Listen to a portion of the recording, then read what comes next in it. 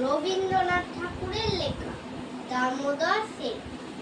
অল্পেতে খুশি হবে দামোদর শেঠ কি?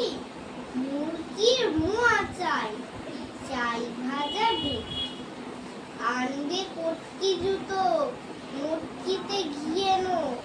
জলপাইগুড়ি থেকে এনো কই জিওনো। চাঁদনিতে পাওয়া যাবে গোয়ালের পেটকি। চিনে বাজার থেকে এনো তো গরম চা। কাকড়ার ডিম চাই, চাই যে গরম চা।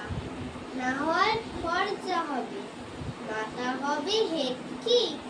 মনে রেখো বড় মাপে করা চাই আয়োজন।